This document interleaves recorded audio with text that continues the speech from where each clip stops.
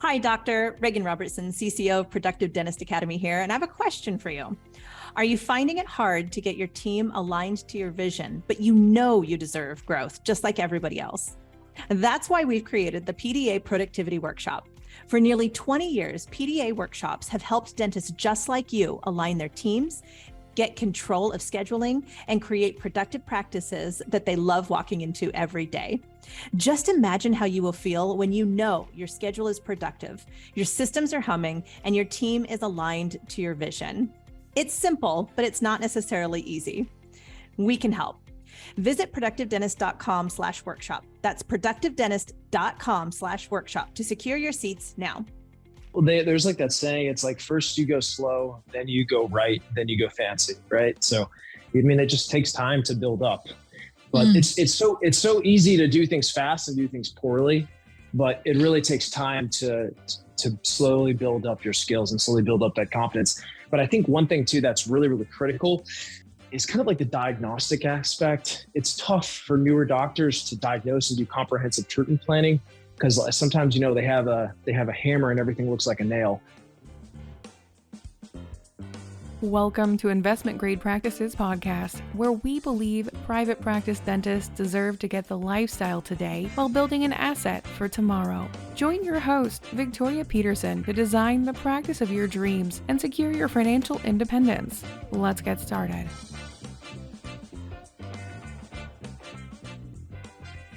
Today, I am so delighted to be with the founder of the NAC Dental Group, Dr. Nathan Kupperman from Tallahassee, Florida. Nathan, I'm gonna put you on the spot here and tell everyone that if dentists could be a car, you know, like there's some that are Subarus, others that are Suburbans, you are the Ferrari of young dentists. And I'm so excited to have you here today. Oh, thank you for the flattering words, Dr. Peterson. I appreciate that. Oh, you better call me Victoria. Yes, ma'am. Yes, ma'am. So tell us about NAC Dental Group. What is this? NAC Dental Group. So it is a private organization that I started myself about 4 years ago. So we're a 5-location, private DSO located in the northwest of Florida. We currently have 9 providers working with our organization. So I'm really excited on the growth that we've seen over the time span of our development. Wow, that's amazing. Now you graduated, am I getting this right, in 2015 from Nova? You got it, Victoria. All right, so that's 7 years. So you worked a little bit as an associate, and then you formed your own group. Is that right? I was an associate for a few years. I contracted about a dozen offices thereafter. And then during that contracting period of time, I came across like 3 offices where it was a big opportunity and the doctor was retiring. So I was able to acquire 3. And then I had a 4th. And then I merged another office during COVID. And then I bought a 5th during COVID. So that's kind of how things moved along. Man, I love that strategy. I love that strategy. A little bit of strategy, a little bit of luck, but I mean, I think once you can, after working at so many offices, I think it allowed me to be able to recognize the opportunity that was in front of me. I feel like if I had just worked at one office or something, I don't know if I would have necessarily jumped on. I think I would have been a little bit more scared. But you know, when you see a home run, you see a home run. Well, and you've trained your mind to see it. And that's one of the things I wanted to talk to you about today. We met you at Productivity Workshop in Dallas. Was it in September or February this year? Yes. And I'm so impressed with you, not only for your clinical skills and your clinical ethics, the way you treat people, all of that is so top shelf. But you have an investor's mindset. You're like a young Bruce Baird. If we could put Bruce back in a time capsule, he'd be Nathan Kupperman. So is it something you developed? Is it something you're born with? How is it that you, like you said, you could just see the home runs? You could see the value. You can see when it's a smart opportunity. How do you do that? Yeah. So first of all, I just want to say, like, hats off to PDA. That workshop was incredible. You know, you and Bruce did a great job. But coming back to the investor's mindset, That's definitely something that was not just, inherited. That was something that was built over time because oddly enough, when I was contracting at all these different offices, I was commuting a great deal. And I think you'll probably, see that this is like a common subject, but I feel like when you're commuting and you have all this time, you start listening to podcasts and listening to audiobooks. So I probably, listened to maybe like 50 something audiobooks on just business, on taxes, on forming corporations, on like loopholes of real estate, on just a lot of other worldly economic books, and then a lot of like psychology, leadership. So it just like the list goes on. And then obviously too, there's just podcasts like this, I'm just constantly tuning in and looking out for new podcasts that are coming out, looking for like the cutting edge material that's out there. It sounds like you're a constant learner. Constant. I mean, I feel like I get bored. I feel like I'm constantly, I want to be like re-inspired, reinvigorated, re-engaged constantly, weekly at least, I love that. And you said that you have 5 locations and 9 doctors. So how do you identify or nurture or motivate that same type of learner's mindset with your associates? I think that's really has to do with the onboarding process. I think that's a critical part. I think before anybody even steps foot in your office, I think that there has to be a cultural alignment that's there. I think that's really, really critical. So I think when I'm interviewing associates, I'm thinking about potentially hiring them, I'm definitely vetting them and seeing if they're going to culturally be a good fit, obviously if they're going to be ethical, and just to see if they're going to fit in with the other doctors. It's kind of funny too, because a lot of times when I bring a doctor up, it's like we kind of throw them in the lion's den. It'll be 5 of us that'll, go out and, grab some chicken wings and beers, and we'll just hang out and talk, and we'll just see, it's like, is this guy philosophically there, clinically, is he a good person? Is he outgoing? So I think that's been a really good thing that's worked out for us. I love that. I worked for a dentist in Atlanta early in my career as a hygienist, and she let the team be in charge of hiring new team members and always gave us her credit card, gave us a 2-hour lunch break when we had our final candidates. And she required that we go to a restaurant. Here was the requirements. You must be seated and they must have cloth napkins. So these were nice restaurants that we went to see how did the person interact with us, how comfortable were they in a high service environment, because this was a real high-end cosmetic practice, and more importantly, how did they treat the wait staff? And that would oftentimes, I like that.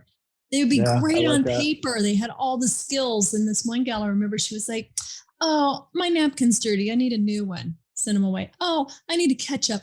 Oh, the salt." And we're like, "Why didn't you ask for all these things at once?" And she goes, "You know what? I wait on people all day long.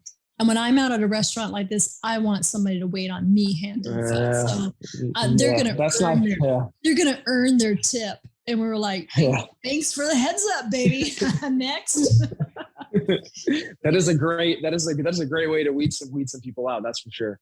Right. So I love that you make it a 3-dimensional process. It's not just a one-on-one interview or an office interview. I'm going to name that part of the episode, Chicken Wings and Beer, how to tell if you've got the right associate. That's awesome. You also have an ebook. Yes. It's the title's "I Know That I Know Nothing." But it's a good kind of a starter book, I think, for like a new grad just graduating or a student still in dental school.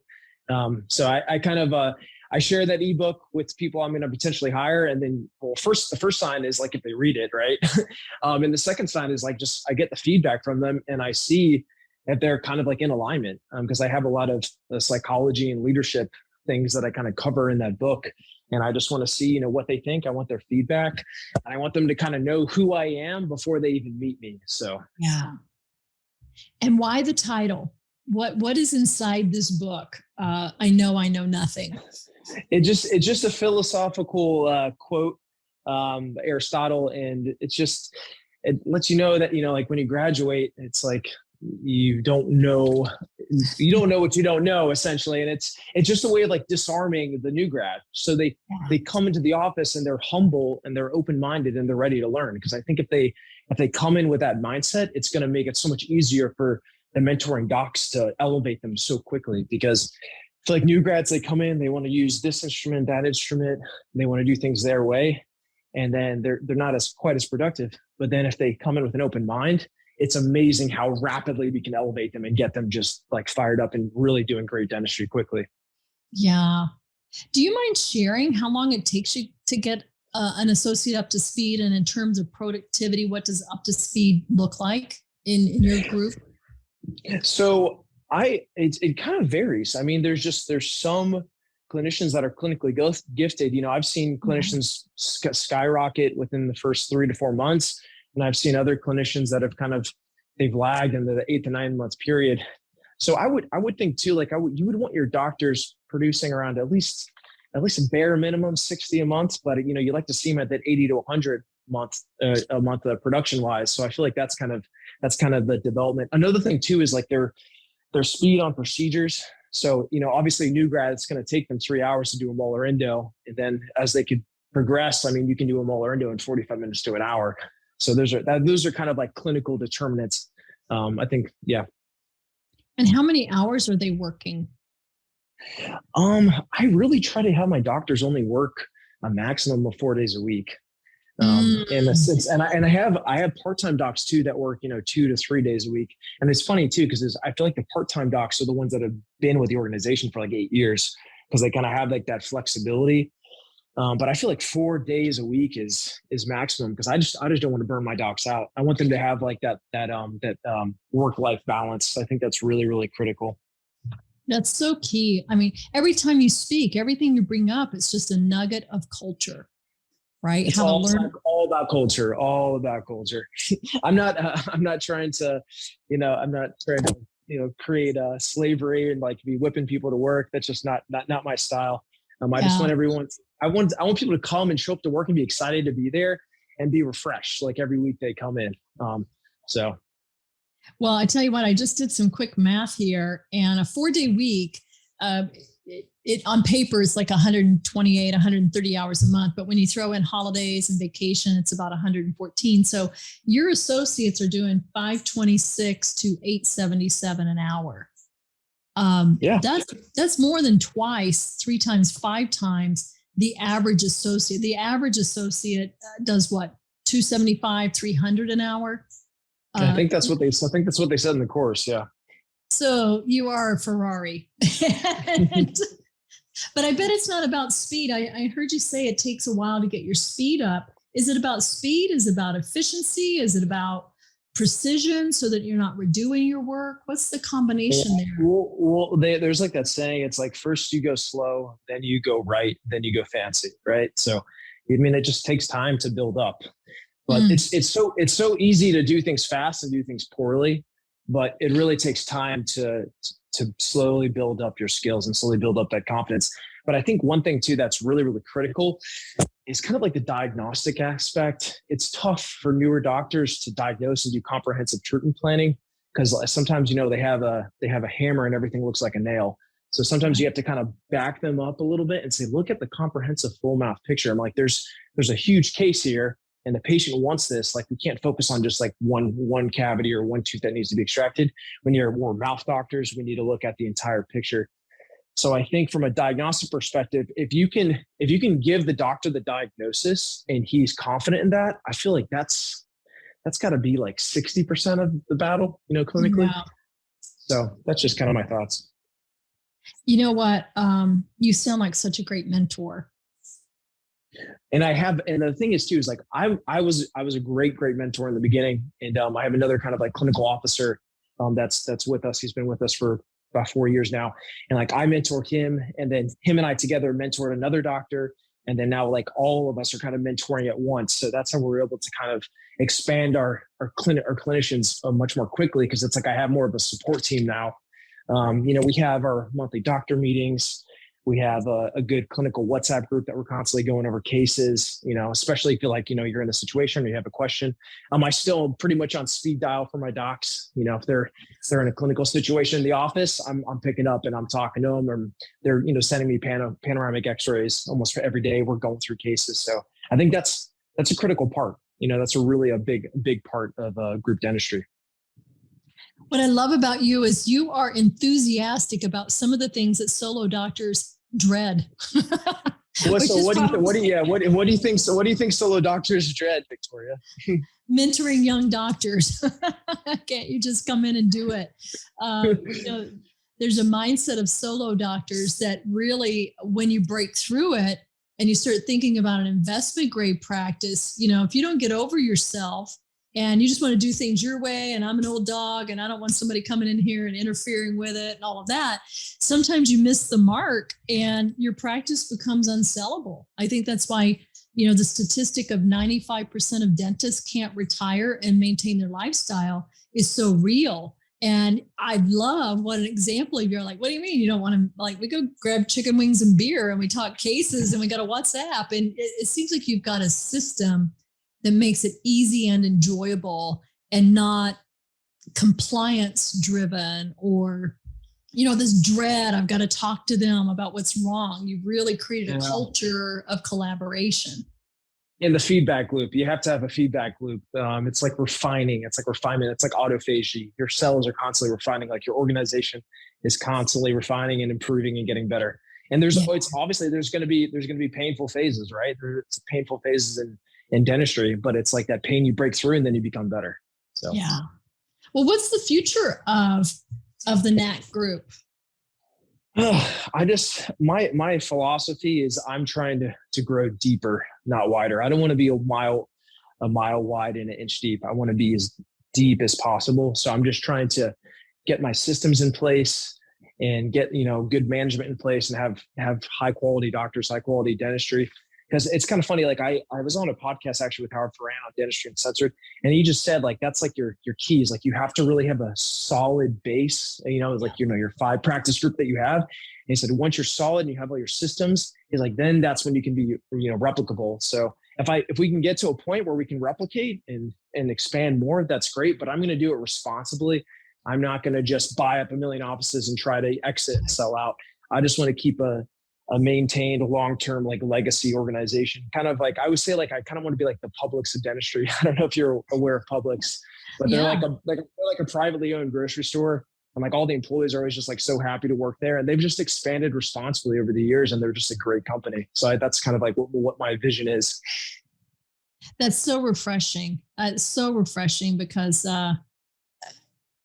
you're in it for the right reasons. And it was such a joy spending time with you. And I'm like, I just want to spend more time with you.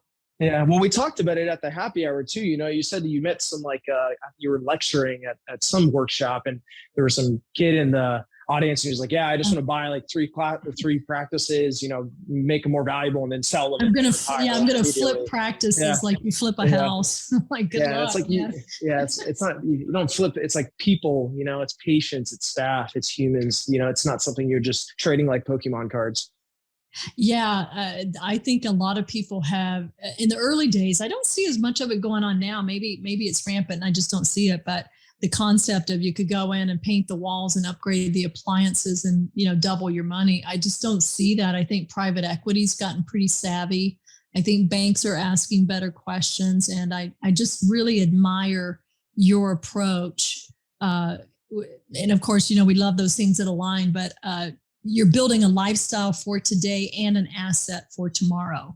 And that's what I call investment grade. You're conscious. And I'm big too. I don't like to buy retail. I like to buy value add offices. So I want to buy offices that aren't offering all the services that it could be, or they're not doing the marketing, or they're not reaching their full potential. You don't want to buy an office at the full potential because that's very, very expensive. So. Exactly. So you're representing the buyer persona of value add. There are other buyers that say, I don't care that you're doing 5 million and you're big and you're expensive because your cash flow is so great and I can optimize the cash flow. It really is. You represent a great buyer in the market. And I'm seeing responsibility in lots of different stratus places, right? So that's so cool. All right, you have a new podcast out that focuses on this small group, privately held small group mindset. Do you want to tell us a little bit about the Group Practice Mutual podcast? Yeah, so the Group Practice Mutual podcast is just kind of an idea that I came up with. I noticed that there's a lot of podcasts out there that talk about, solo practicing. You have the PDA that kind of focuses on the solo provider, increasing their hourly production and things like that.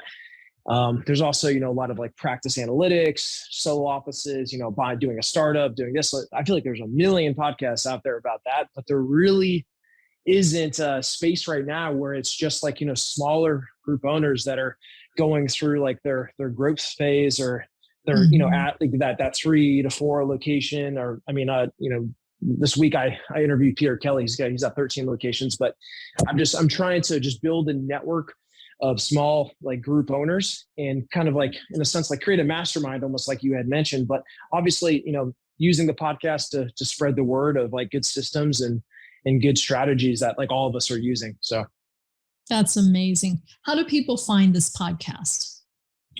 On Spotify, actually. So we're like in our baby phase, and I've just launched it on Spotify because I feel like that's a pretty popular platform. So hopefully we'll be on Apple iTunes soon.